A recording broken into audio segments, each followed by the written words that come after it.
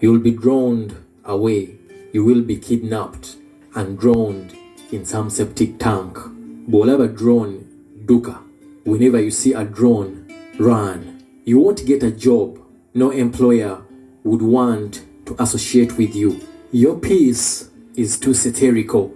Wesigachi, Gwani, where do you get the guts from? Who are you? If they don't kill you, then they will buy you off. Watch your back. Careful. Switch off your phone and shift. Change your line. I admire your courage, but this is too dangerous. Such is some of the feedback I've been receiving to the poem I wrote on October 3rd, 2021 and shared on my social media platforms under the title, I Want to Be Museveni's Side Chick. On 8th October 2021, I got a call from the Deputy Director General of ISO, Lieutenant Colonel Amy Katabazi. He wanted to have a chat with me about the poem. Together with my friend, we met him on October 9th, 2021 and had a lengthy conversation. Contrary to the fears, I wasn't drowned or arbitrarily arrested. While I was happy that I was not tortured for my writing, like was done to Kakwenza, Rukirabashaija, and Stella Nyanzi, this got me wondering whether this is a change of heart or just a change of strategy. I appreciate the dialogical approach and civility he used and wished they used the same on other opponents, and by the same spirit freed political prisoners. I wish more attention would be put on fixing the concerns raised rather than individually sorting the messengers.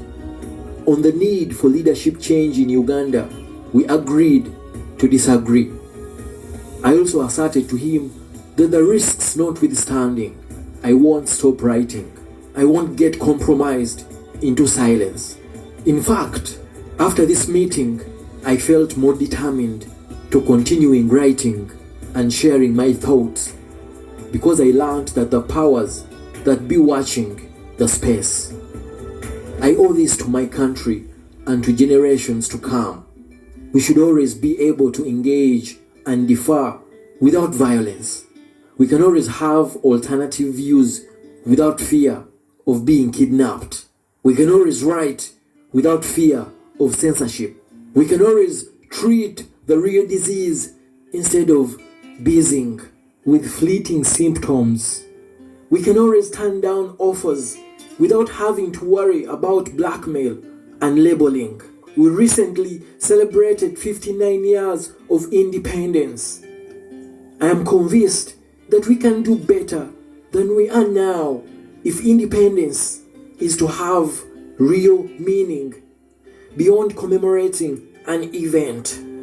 In case you missed the said poem, it read, I want to be Museveni's side chick so that during those cozy moments, I tell him that the thought of schools still closed turns me off. I want to let him touch me slow, and then when he's charged for action, I tell him that the education crisis dried my feelings. I can't even fake anymore. I want to promise to do him all he wants as long as schools are reopened. I want to be Museveni's side chick so that when he asks me what car I need, I ask for an ambulance instead and give it away to one of the hospitals. I want to start using the money he gives me as a sugar daddy to do give back activities to the community. I want to know how to make reusable pads. I could get enough capital to make this social enterprise grow and to benefit many a girl child out there. I want to be Museveni's side chick so that when we go for weekend getaway to graze cows, I sweet talk him into having all the political prisoners released. I want to remind him that those young men who were unjustly arrested have families to whom they are so dear, just like the way his cows are dear to him. I want to be Museveni's side chick so that when he buys me unlimited data bundle, I thank him and then request him to have the 12% tax on data removed. The world is advancing in science and technology. We need to advance with it, Daddy. I want to be Museveni's side chick. I want to kiss his ears gently, squeeze his nipples, and whisper to him that boy on Twitter keeps embarrassing the family every time he gets into keyboard exchanges. Daddy, maybe you should reconsider opening bars too. I want to be Museveni's side chick so that after reading a poem for him, I tell him that censorship, arrest, torture, and imprisonment of writers is inhumane, cowardly act, and violation of rights. You may imprison the people, but you can't imprison the spirit of writing. I want to tell him to take the writings as a challenge to make improvements for the betterment of the nation. I want to be Museveni's side chick so that when I shower him with praises as the sexiest daddy, when he agrees to have a peaceful transition of power. We need to go somewhere in the mountains and spend quality time as someone else able takes over the presidency. There are many men and women with a vision. You ain't the only one with a vision. Sweetie, give the Bazukulu a chance to build the nation. Let us go plant trees, restore Bugema Forest, and save those wetlands and other endangered natural resources. I want to be Museveni's side chick so that I tell him what I can't put here in writing.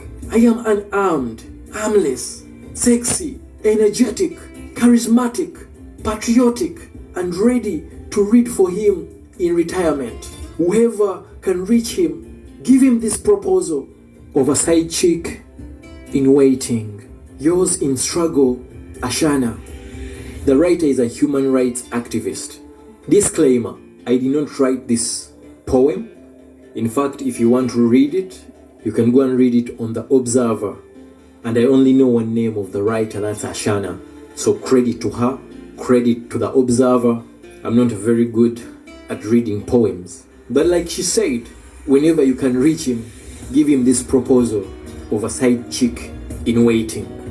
I won't translate this today. It's a very direct and clear message with quite understandable English. I don't own the piece, but I just thought that I can add a push and a voice so that everyone can get to hear this powerful poem. Oh, and I'm a straight guy, Mbagala nnyo. Peace.